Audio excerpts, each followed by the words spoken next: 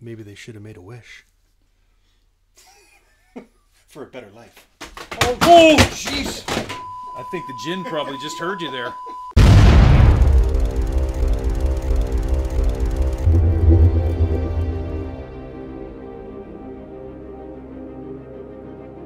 Jesus. Hi, everybody. Hey. Here's another episode of Happywax TV and the Doom Goring Report. Axemaster. Happywax. And what is this movie? It's called The Final Wish. The Final Wish. I was calling it The Last Wish. It's The Final Wish. The Final Wish. Yes. Let's hope. Directed by, I shouldn't say that yet. So Timothy Woodward Jr. And, I mean, most notable stars Lynn Shay, who we all know from Insidious. Yeah, and was she in the Conjuring movies? No, she wasn't in the Conjuring. She was just strictly in Insidious, wasn't she? I think it's Insidious, isn't it? Yeah. I know she's in Insidious, but she was never in she was never in any Conjuring flicks, was she? Like she didn't have small little parts. No. I don't think she. No. No. So, but anyways, we all know. She was also the mom in Detroit Rock City that burned the tickets and lit her smokes with it. I love that movie. That's a great movie. Yeah. You're not going to see that concert. Yeah. It's amazing when you punch her name up. How many?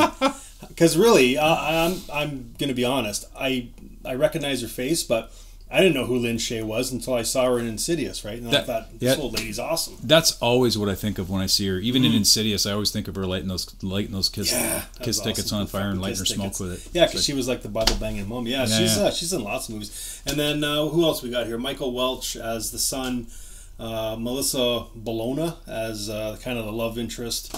And then Tony Todd has a very small cameo in this too. So yeah, he's trying to make a paycheck, and I don't know.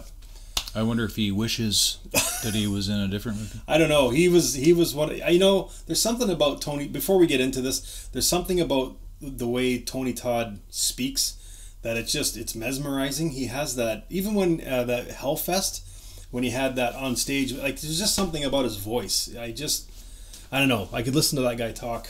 I wish he had a podcast because I could just listen to his fucking voice. He's a great actor too. So, but he's kind of. I'm sure the roles aren't coming in like they used to. So, but he was in this movie. Very sure he was the librarian or something like that. Right? Yeah.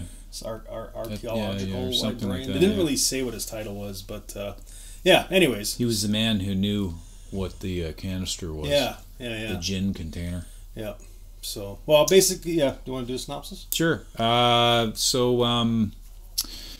Aaron Hammond is a down on his luck law student trying to get a job in the big city of Chicago, I think. Mm-hmm. And he's like $3,000 in the hole, loses his apartment, and then all of a sudden hears that his dad dies, and he's got to move back home to help his mom, who's Lynn Shay. Mm-hmm. And she's kind of freaked out and crazy, and there's nothing really that goes right for this guy for the first like half hour of this movie. It's just all bad stuff, and then he's sort of cleaning out the junk that his dad collected over the years. He's like an antiquities collector, and he comes across this little canister or this little ornamental thing that looks kind of Middle Eastern, and he starts realizing that his wishes are coming true. He just wished for something. I can't remember what the first wish was. What was the first wish? The $3,000. Remember, he was right.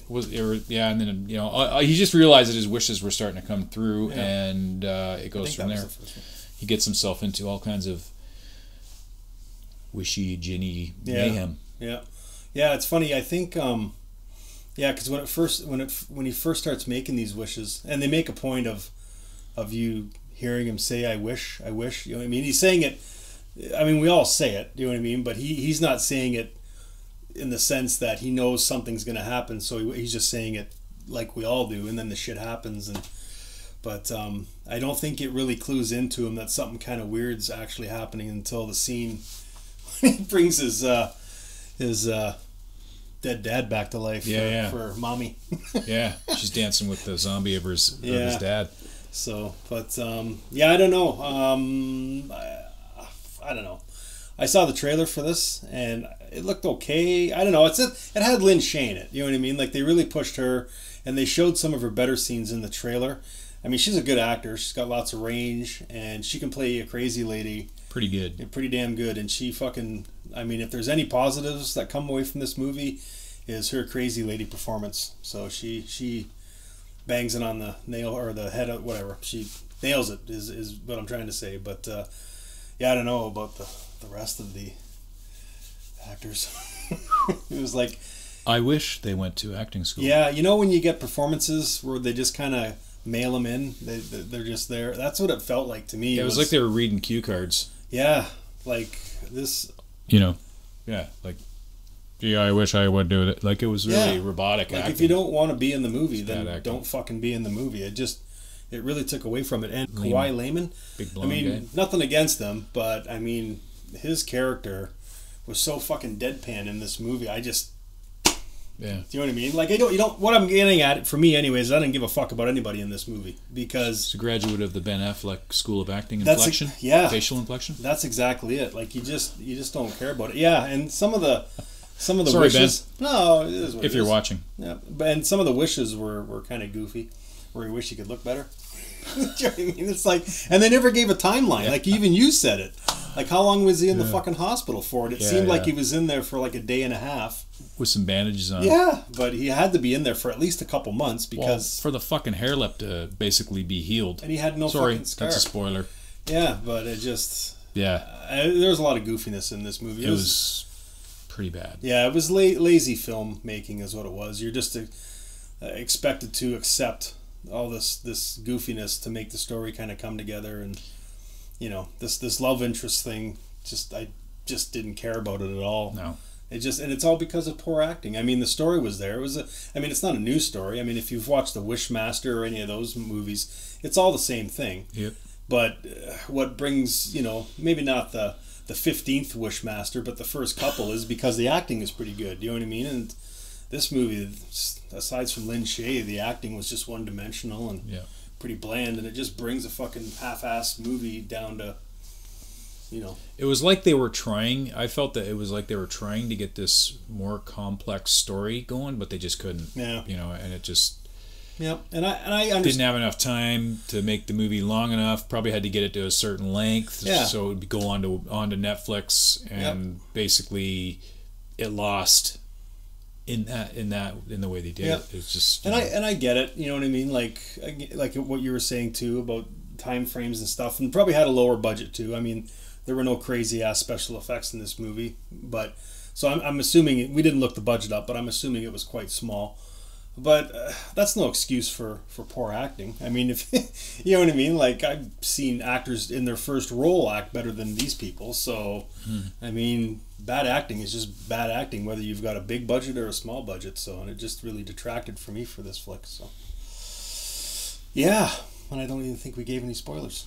Really, Not really, No, no. so that was good. So, I mean, watch this movie, make your own opinion. You might like it. For me, I just it's run of the mill. I just wish it ended sooner. Yes. What do you think? I wish I could give this movie a higher rating than 5, but yeah, it's a 5 out of 10. 5, and that's a stretch. Yeah. Definitely. So it's So yeah. I mean, watch it. If you got nothing else to do, or if you got an hour and a half you want to kill. But there's another one on Netflix about gins and wish box. I think it's called The Wish Box or something like that. It's got a young girl in it that's been in the kissing booth. I can't remember her name, but anyhow, it's the same thing. It's like gins and wishes and. Did you watch it? I did. How was the acting? The acting is better than this, Yeah. for sure. Like, she's a pretty good actress, but Still a little wishy-washy. yeah. Acting makes or breaks a movie. I don't think this wish thing, this whole You can only do the so gin much and the with it. genie thing, Yeah. like, I mean, it's just You can only do so much.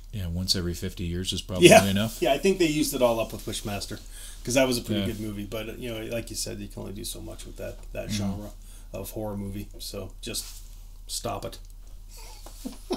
Anyways, okay, movie's called The Final Wish. Hopefully, it's the final wish. Yeah. We don't want any more wishes. What would they call the sequel? The Another Wish? another final wish.